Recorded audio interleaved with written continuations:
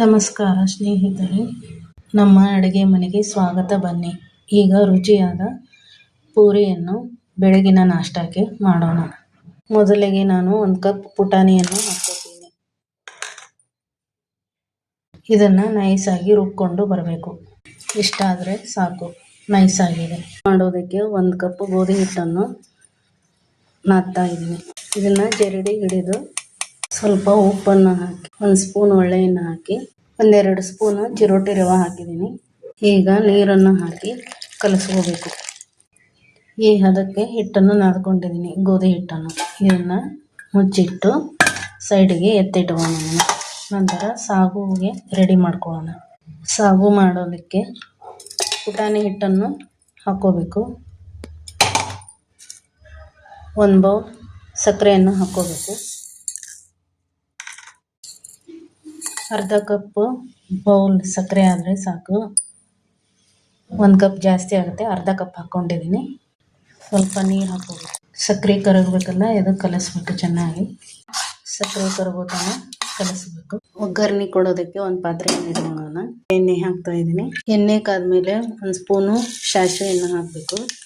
1 spoon ಜೀರಿಗೆಯನ್ನು ಹಾಕಬೇಕು. ಕರಿಬೇವು ಹಾಕಬೇಕು.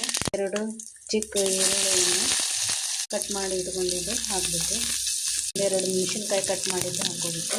ಇದನ್ನು ಸ್ವಲ್ಪ ಫ್ರೈ ಮಾಡಬೇಕು. 1 ಸ್ಪೂನು ಅರಿಶಿಣವನ್ನು ಹಾಕಬೇಕು. ಇದನ್ನು ಫ್ರೈ ಮಾಡಬೇಕು. ಈಗ ಬೆಂದಿದೆ, ಇಷ್ಟಾದರೆ ಸಾಕು. ಬ್ರೌನ್ ಕಲರ್ ಬರುವಾಗ ಸ್ವಲ್ಪ ಕೊತ್ತಂಬರಿ ಸೊಪ್ಪು ಹಾಕೋಣ. ಕಲಿಸ್ಬೇಕು ಅದನ್ನು ಚೆನ್ನಾಗಿ. ಈಗ ಪುಟಾಣಿ ಪೌಡ್ರ್, ಸಕ್ಕರೆ 2 ಮಿಕ್ಸ್ ಮಾಡಿ ಕಲಿಸಿರುವ ಅದನ್ನು ಹಾಕಬೇಕು. ಹಾಕಿದ ನಂತರ ಗ್ಯಾಸ್ ಆಫ್ ಮಾಡಿಬಿಡಬೇಕು. ಈಗ ಪೂರಿ ಜೊತೆ ಸಾಗು ರೆಡಿ. ಇಷ್ಟೇ ಮಾಡೋದು. ಈಗ ಎಣ್ಣೆಯನ್ನು ಕಾಯಲಿಕ್ಕೆ ಎಣ್ಣೆ ಹಾಕ್ಕೊಂಡು, ಈಗ ಹಿಟ್ಟು ನೆನೆದಿದೆ. ಇಷ್ಟು ಸ್ವಲ್ಪ ಹಿಟ್ಟನ್ನು ಹಾಕಿ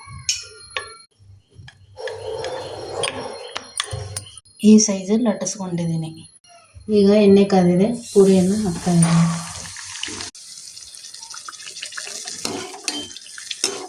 ಈ ಥರ ಉಬ್ಬಿ ಬರುತ್ತೆ. ಇವತ್ತಿನ ಬೆಳಗಿನ ನಾಷ್ಟಕ್ಕೆ ಪೂರಿ ಸಾಗು. ಎಲ್ಲರಿಗೂ ಧನ್ಯವಾದಗಳು. ಎಲ್ಲರೂ ನೋಡಿ ಸಬ್ಸ್ಕ್ರೈಬ್ ಮಾಡಿ, ಶೇರ್ ಮಾಡಿ, ಕಮೆಂಟ್ ಮಾಡಿ.